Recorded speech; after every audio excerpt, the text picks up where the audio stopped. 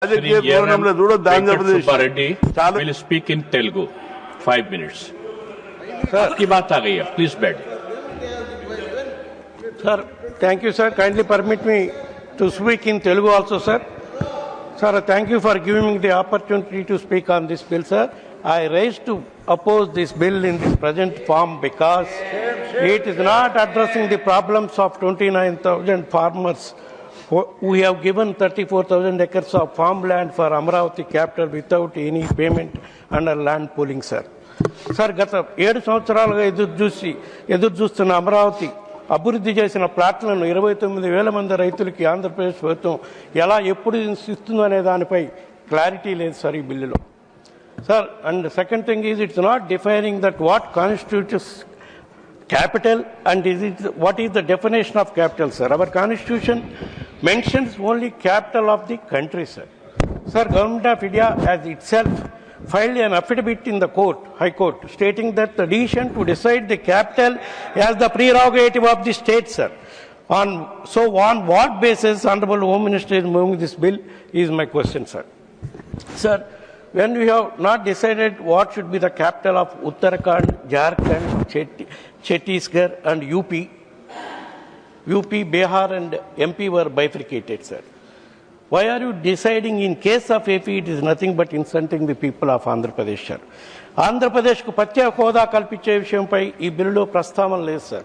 ఈ విషయాన్ని ప్రస్తుత అధికార పార్టీ ఎప్పుడో మర్చిపోయింది సార్. కానీ వైఎస్ఆర్ కాంగ్రెస్ పార్టీ నిరంతరం దీన్ని డిమాండ్ చేస్తూనే ఉంటుంది sir. Sir, before I start my observations on the proposed bill, sir, I wish to make it abundantly clear on the floor of the house, sir. Neither the YSR Congress party nor our leader Jagan Mohan Reddy garu ever opposed Amaravati, sir. In fact, he has constructed his house and party office in Amaravati only, sir. So, how can they say that we are against Amaravati? Even now you are walking out. Sir, Andhra Pradesh government 50,000 ఎకరాలు తీసుకున్నారు sir. కానీ ఇప్పటి వరకు ఏమీ అభివృద్ధి జరగలేదు sir. ఒక శాశ్వత నిర్మాణం కూడా జరగలేదు సార్. ఇంకా సొంత లెక్కల ప్రకారం అమరావతిలో 1 ఎకరం విస్తీర్ణంలో విద్యుత్, మురుగునీటి, పారుదల, నీటి సరఫరా, రోడ్లు మొదలైన సౌకర్యాలు అభివృద్ధి చేయడానికి ఒక్కొక్క ఎకరానికి 2 కోట్ల రూపాయలు అవసరం వద్దని ప్రభుత్వమే చెప్పింది సార్. 50,000 ఎకరాలు ఎక్వైర్ చేయాలని చెప్పి తీసుకోవాలని చెప్పి తీసుకున్నారు సార్. 50,000 ఎకరాలకి 2 లక్షల లెక్కన 1,00,000 కోట్ల రూపాయల నిధులు అవసరం అవుతాయి సార్. రెండో దశలో మరో 50,000 ఎకరాలు తీసుకుంటామని ఇప్పటికే 20,000 ఎకరాలకి నోటిఫై కూడా చేశారు సార్.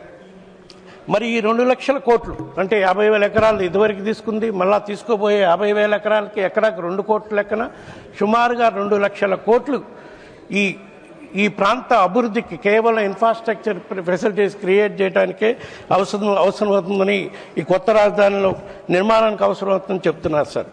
దీనివల్ల కొత్త రాజధాని భావన వచ్చినప్పుడు చేసిన ప్రాథమిక అంచనాల ప్రకారం ద్రవ్యోల్బణం మొదలైనవి కూడా కలిపితే ఈ మొత్తం ఎంత పెరుగుతుందో కూడా ఆలోచించుకోవాలి సార్. దీని మీద కేవలం వడ్డీలకే సంవత్సరానికి సుమారుగా 20,000 కోట్లకి భావితరాలు పే చేయాల్సి వస్తుంది sir. Sir, look at how much present AP government invested after ruling AP for 7 years, sir. So far in 7 years, just 8,000 crores as they have spent on Amravati, sir. If you can invest just 8,000 crores in 7 years, imagine how much time you will take to invest 2 lakh crores, how would be this 2 lakh crores multiply after 25 years, sir. Sir, కేవలం 2 సంవత్సరాల్లోని ప్రభుత్వం ఆంధ్రప్రదేశ్ దాదాపు సుమారుగా 3,40,000 కోట్లు అప్పు చేశారు sir. ఇప్పుడు రాజధాని నిర్మాణం పేరుతో 2 లక్షల కోట్లు అప్పు చేస్తే ప్రతి పౌరుడి తలపై 36,000 అప్పు భారంగా తప్పనిసరి చెప్పబడుతుంది సార్. ఈ నిర్లక్ష్యమైన అప్పులు ప్రయాణం ఇలాగనే కొనసాగితే 2029 నాటికి మన రాష్ట్రం సుమారు 14 లక్షల కోట్ల అప్పుల ప్రభుత్వం కింద నలిగిపోతుంది సార్. అంటే ప్రతి పౌరుడిపై దాదాపు 2 లక్షల వారసత్వగా మారబోతుంది సార్. ప్రజలకు అవకాశాలు, ఉద్యోగాలు, భవిష్యత్తు ఇవ్వాల్సిన ప్రభుత్వం ఆంధ్రప్రదేశ్లో పుట్టబోయే ప్రతి శిశువుకి సుమారుగా 2 లక్షల అప్పు వారసత్వంగా ఇచ్చే పరిస్థితి వస్తుంది sir. Sir, secondly, there is not even a single permanent building, sir. All are temporary structures. Sir, in the last monsoon, the entire Amravati was flooded and inundated, sir. It is a fact. There are video recordings also, sir. That is why we have decided to go for Vizag. That is a developed city, has a growth potential. and can compete with Hyderabad, Bangalore and Chennai. That is why you wanted to create three capitals, Vizag as the executive capital, Kurnool as judiciary capital, as per the Sribag Pact, and Amaravati as legislative Please capital. conclude. This clearly indicates that you are not against Amaravati, sir. Sir, అమరావతిలో నిర్మాణం అయ్యాను చూడండి sir.